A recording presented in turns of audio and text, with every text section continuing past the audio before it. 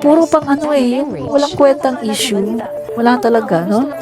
Mga bingi yan, Mama Jean Rich. Pag Diyos nila ang nagsasalita, Marcos pa rin. Tama po kayo, no? Ang talaga namang Yan. iba. Pero, galingan mo lang. Dagdagan mo pa, mga kaibigan. At the end of the day, Kaya mga kaibigan, no, ang masasabi ko lang, fight fake news, kung ano yung tama na dapat gawin, no, na plano ng ating Pangulo, gawin niya, no? Para nang sa ganun mga kaibigan, mabigyan naman talaga ng hustisya yung mga namatay sa EJK. Kasi mga kaibigan, mga tao yan, no? At karamihan dyan mga kaibigan, hindi naman talaga sila nanlaban. At marami dyan mga kaibigan na tinaniman lang ng pulburon. At yung iba naman dyan mga drug user lang. Na alam naman natin kapag user, dapat yan ay nire-rehab, no? Rehabilitation, hindi patay. Tingnan nyo, hindi sila binigyan ng another chance ni Digonyo. Hindi sila binigyan ng pagkakataon na makapagbagong buhay. Kasi chinugi sila. Ang masama nito, chinugi niya, pinatsugi niya yung mga maliliit na mga user, maliliit na mga pusher, pero yung pinakaugat, yung pinaka-roots, yung mga big time na mga drug lords, pinakawalan. Peter Lim, nakatakas daw. Nasa China. Hello? Makakatakas ba yun kung hindi pinatakas? Mga kaibigan, nalaman na ni RRD na si Peter Lim ay sangkot sa droga. Pero bakit nakaalis ng bansa? Sa laki ng confidential funds ng Pangulo? Hindi man lang niya nalaman na nakaalis si Peter Lim. Wala man lang bang nag-stop sa kanya sa immigration? Na, bawal kayong lumabas ng bansa. Wala man lang ba? So, dun mo iisipin bakit pinatsugi ang mga maliliit na tao, ang mga small-time pusher, small-time drug user? Bakit pinatsugi yung mga tinaniman ng pulburon na wala namang kasalanan? Bakit? At bakit yung mga big time na mga drug pusher, mga drug lords, bakit sila ay hindi sinugi, hindi kinasuhan, hindi ikinulong? Yun ang titingnan mo mga kaibigan. Maging patas tayo dito. Kailangan talaga magkaroon ng hustisya ito. Hindi basta-basta ganyan. Ang buhay ng tao, mahalaga yan para sa Panginoon. Kahit isang buhay lang ang nawala. Dito mga kaibigan, ilang buhay ang nakitil sa war on drugs. Sabi ng human rights, 30,000. Ang sabi ng DOJ, 70K plus. Ang sabi ng PNP, 6K plus. Kahit 6K na lang ang gamitin natin, 6K. Mga kaibigan, 6K is 6K. Napakadami nun. Ang daming nawala ng tatay, nawala ng nanay, nawala ng kapatid, nawala ng anak, nawala ng asawa. Diba? Na pupwede pa naman silang magbagong buhay kung binigyan lang sila ng pagkakataon na i-rehab. Pwede silang magbagong buhay. Bakit ngayon sa panahon ni PBBM mga kaibigan, ang daming nasabat na mga kontrabando? Ang daming nakasuhan ng mga kapulisan na general, mayroon ng mga nakulong. Ongoing pa yung ibang mga kaso. Wala namang EJK. Diba? So, kung titignan natin, pwede naman pala na maging successful ang war on drug ng Pangulo nang walang chinuchugi, nang walang pinapatay. Pwede naman pala. Bakit sa panahon ni Digonyo ay hindi po pwede? Mga kaibigan, siguro talagang uhaw lang siya sa blood. Uhaw lang siya sa dugo. Mga kaibigan, Epekto siguro yan ng kanyang paggamit ng pulburon. Kasi di ba sabi naman niya fentanyl. Nakarating daw siya sa cloud 9, heaven. Tapos inamin din niya na gumamit siya ng marijuana sa loob ng Malacanang to keep him awake at night. Kasi nga sa gabi siya nagpapamiting. 'Di ba? Inamin niya yung mga yan. Open secret yan. Pero sa panahon niya, hindi yan pinapansin. Yung mga issue, yung mga pasabog ni Las Cañas, hindi yan pinapansin sa panahon niya. Kasi kakampi niya ang Senado, kakampi niya ang Congress, kakampi niya ang lahat ng kapulisan. Ang AFP, siya ang Commander-in-Chief. So sino? Sino ang maglalakas ng loob para imbestigahan siya? Wala. Kita mo nangyari kina Asierto, mga kaibigan. Asierto. At yung kasama niyang mga pulis, sila yung naka-alam no, sa investigasyon nila na si Michael Yang ay sangkot sa droga.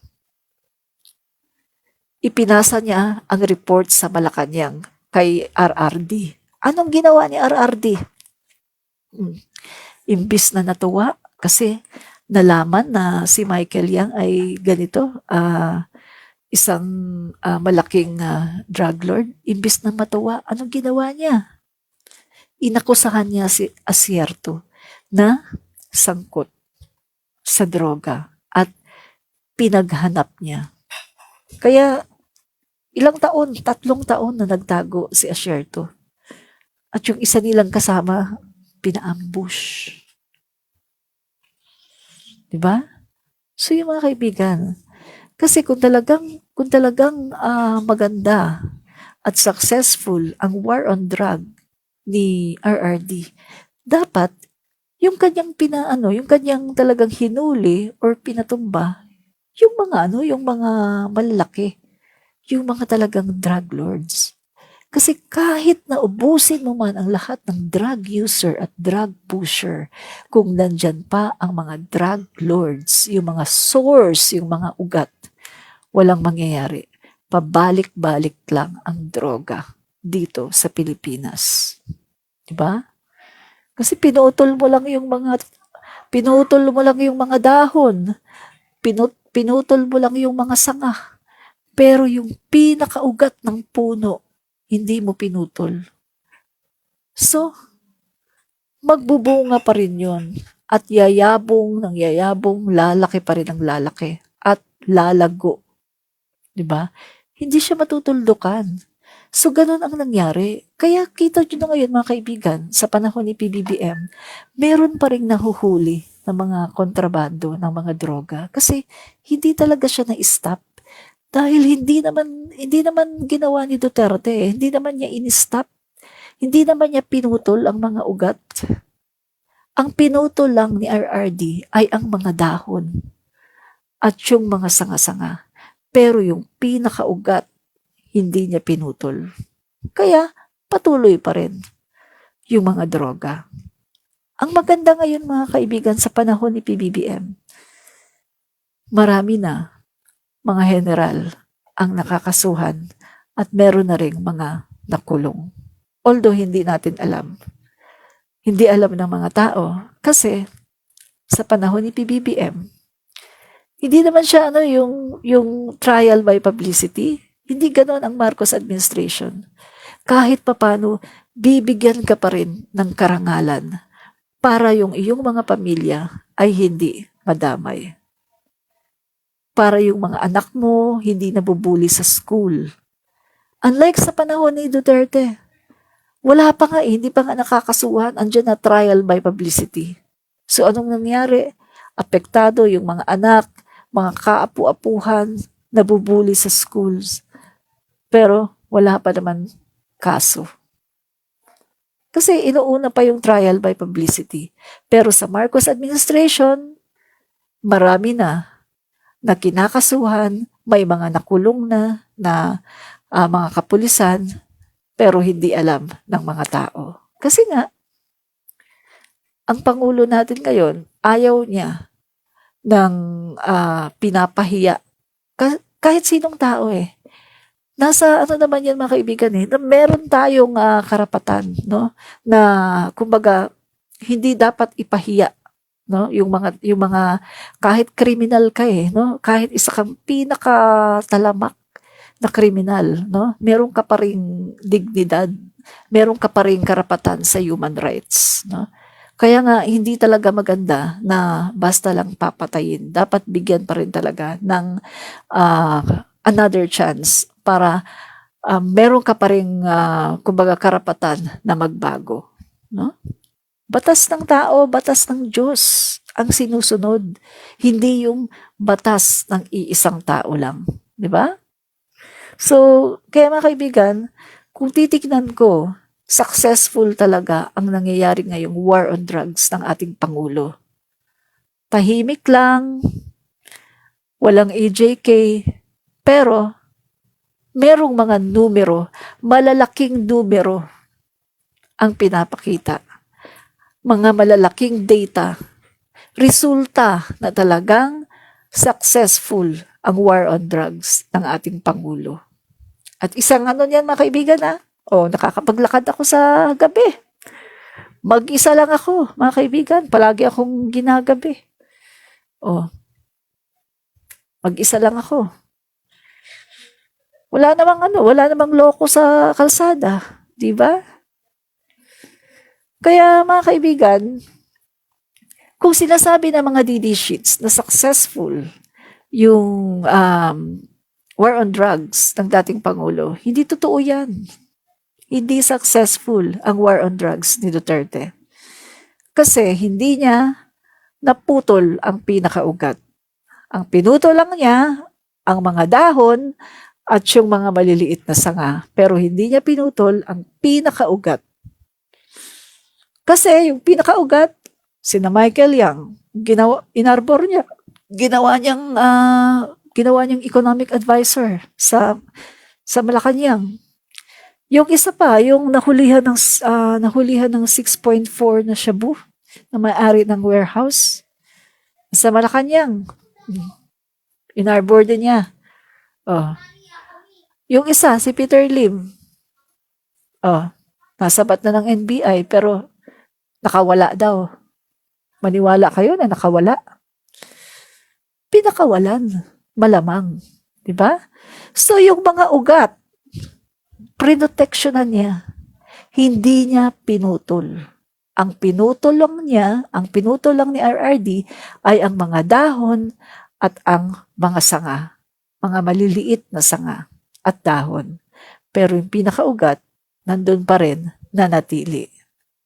Kaya nakakatawa na sabihin ng mga DD sheets na successful daw ang war on drugs ni Duterte.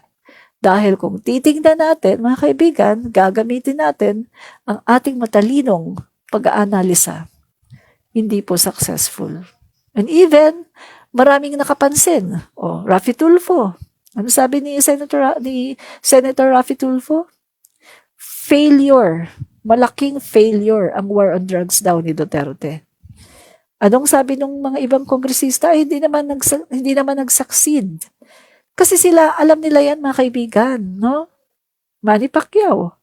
Alam nila yan na si Duterte, pinroteksyonan niya yung mga drug lords. At ang kanyang sinugi lang ay yung mga maliliit, small-time user at small-time pusher. Ba?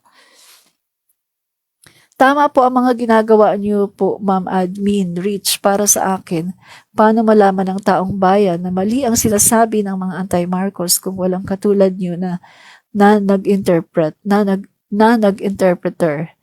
nagpapaliwanag, nawala na naman, nagpapaliwanag sa mga mali at tama. Kaya nga po kayo siguro ang binigay na instrumento upang tumulong sa mga taong dapat tulungan, lalo na po ngayon sa ating PBBM. Go, go, go lang, Ma'am Admin Rich. God bless you. Always. Salamat po, Juliet Paclebar. No? At yan naman ang natin na kumbaga, expose natin yung mga katotohanan at i-rebat natin, no? I-rebat natin yung mga kasinungalingan ng mga anti-PBBM na yan, no? Hindi na dapat paniwalaan ang mga sinungaling. Jolemy Ramos, correct. Renaldo Albalos, Marcos forever. Yan. Yan. Okay, marami pong salamat sa panunood. Balik na lang po ako mamaya. Salamat po ulit Alizel Tanaka sa panunood. Jana Nuestro, salamat po. Terry, salamat po sa panunood. Jan, sandali. Lizelle Tanaka, salamat po. Eddie Miguel, salamat po sa panunood. And then, sandali, meron palang, Amir Rasul, salamat po sa panunood. Eddie Miguel, salamat po sa panunood. And then, Eneri Padron, salamat po sa panunood. Lenny Burgos, salamat po sa panunood. And then, sino pa ba? Sarah Fefun, salamat po sa panunood. Oli Nas, salamat po. Rose Reyes, salamat po sa panunood. And then, sino pa ba?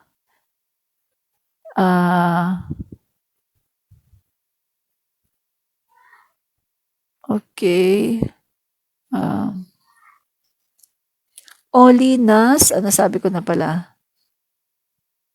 Yan. Rose Reyes, salamat po sa panonood. JM Sagittarius, salamat po sa panonood. Jean Karunungan, salamat po sa panonood. And then, Juliet Paclibar, salamat po sa panonood. And, Amir Rasul, sabi ko na pala. And then, sino ba yun? Si Jack Fruit, salamat po sa panunood. And Jack Fruit, everyone, pakinggan nyo itong another revelation ng war on drugs si Duterte. Ang conclusion ay dismal failure. Yan. Salamat po, Jack Fruit. Renaldo Albalos, salamat po. Jolemy Ramos, salamat po sa panunood. Yan. So mga kaibigan, Maria Clofe Bongay Choi, salamat po sa panunood. Marcelina Lugutan, salamat po sa panunood. At yung iba po, kung nalampasan ko po kayo, sorry po kung nalampasan ko po ang inyong pangalan. Maraming po salamat. At mamaya po muli, magla-live po muli ako. Terry, salamat po. No? Jana Nuestro. Maraming po salamat at si Admin Rich po ito patuloy po nagsasabi na fight fake news, expose the truth. Palagi po nating suportahan ang ating Pangulo PBBM at ang kanyang administrasyon. Wala pong iwanan, mga kaibigan. Maganda po ang nagagawa ng ating Pangulo, Bongbong Marcos, at wala pong dahilan para tayo ay magsabi na tayo ay nabudol. Dahil sa totoo lang mga kaibigan, ang ganda po ng nangyayari ngayon sa Pilipinas at marami pong mga manifestation mga kaibigan na talagang matutuloy, talagang mangyayari ang mga pinaplano ng ating Pangulong PBBM. Mga kaibigan, at sinasuggest ko po sa inyo, huwag po kayong basta-basta manonood kinamaharluka-luka, iwasan niyo na po yung mga negative na mga tao na yan.